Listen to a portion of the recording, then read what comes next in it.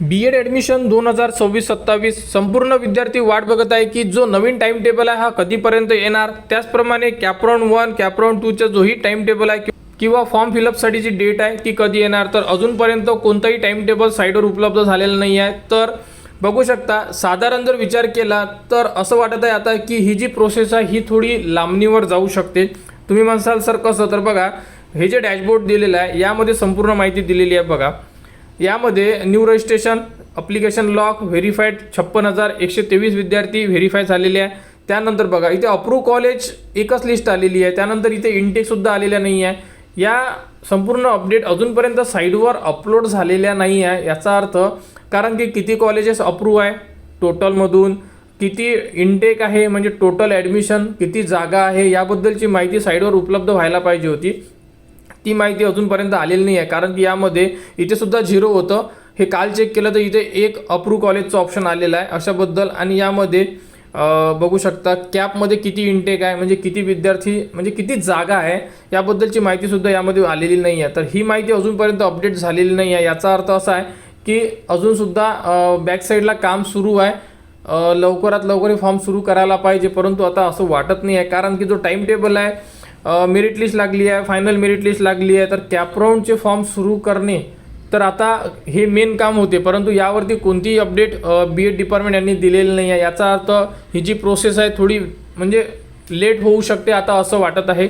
त्याचप्रमाणे यामध्ये आता एक लक्षात असू द्या, तुम्ही जर तुमची मेरिट लिस्ट चेक केलेली असेल तर मेरिट लिस्टमध्ये तुम्ही टाकलेले मार्क्स, तुम्ही टाकलेली मेथड, तुम्ही ज्याही रिसिप्ट अपलोड केलेले असेल, कोणी नॉन क्रिमिलियर EWS याचप्रमाणे व्हॅलिडिटीची रिसिप्ट अपलोड केलेली असेल तर तुम्हाला कधीपर्यंत वेळ आहे याबद्दलची माहिती लक्षात ठेवा। आणि जर तुम्ही रिसिप्ट टाकलेली असेल तर तुमचे डॉक्युमेंट्स हे कलेक्ट करून घ्या, म्हणजे व्हॅलिड डॉक्युमेंट जसं की कास्ट व्हॅलिडिटी असेल तर ऑफिसला जाऊन बघा कधीपर्यंत रेडी होणार ती कलेक्ट करून घ्या। नॉनवाल्यांनी ओरिजिनल नॉन कलेक्ट करून घ्या। EWS दिलं असेल तर EWSचं सर्टिफिकेट तुम्ही कलेक्ट करून घ्या, कारण की याबद्दलचे जे काही पॉईंट्स आहे हे आपण या व्हिडिओमध्ये बघणार आहे। तर अशा प्रकारे काही महत्त्वाच्या सूचना होत्या। यामध्ये जी मेरिट लिस्ट लागलेली आहे ती मेरिट लिस्ट फायनल आहे।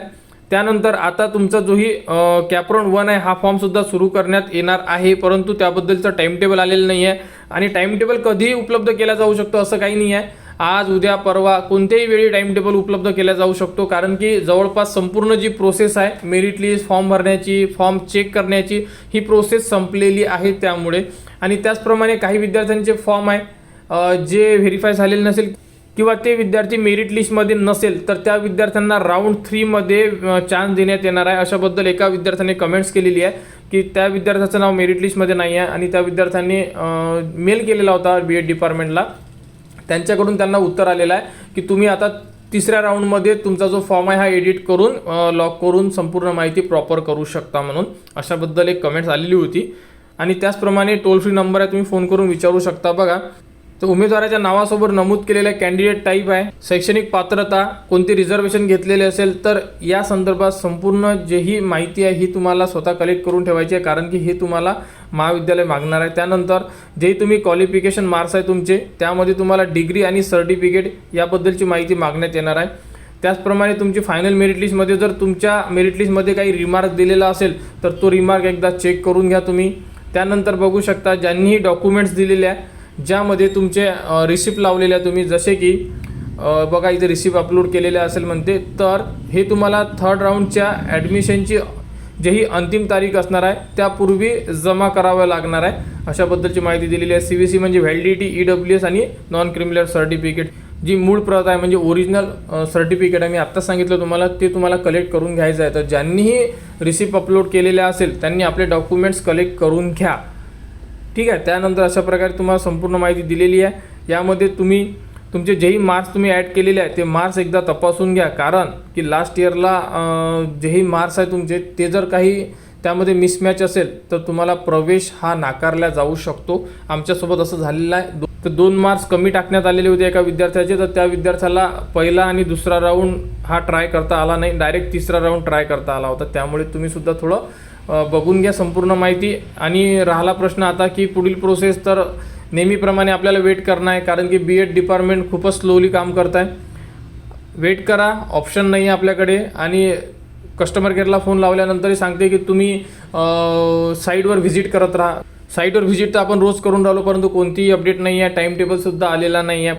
तर टाइम टेबल कोणत्याही वेळी उपलब्ध केला जाऊ शकते. त्यामुळे संपूर्ण विद्यार्थ्यांनी चॅनलच्या कनेक्टमध्ये राहा. टाइम टेबल आला की संपूर्ण माहिती तुम्हाला आपल्या चॅनलवर देण्यात येणार. आणि यामध्ये आता कॅपराउंड 1 आणि कॅपराउंड 2 हा आपल्याला सोबत भरायचं काम पडू शकते. त्यामुळे कॉलेजची लिस्ट कशी चेक करायची आपण व्हिडिओ दिलेला आहे, या व्हिडिओला लिंक करून सुद्धा देतोय. त्यामध्ये जा, आपल्या कॉलेजची लिस्ट तयार करून ठेवा, जेणेकरून फॉर्म सुरू झाल्यानंतर तुम्हाला कुठेही कोणाला विचारायचं काम पडणार नाही. तर BEd ॲडमिशन 2026-27च्या अपडेटसाठी आपल्या चॅनलच्या कनेक्टमध्ये राहा. चॅनलला सबस्क्राईब करा व हा व्हिडिओ इतरांपर्यंत शेअर करा.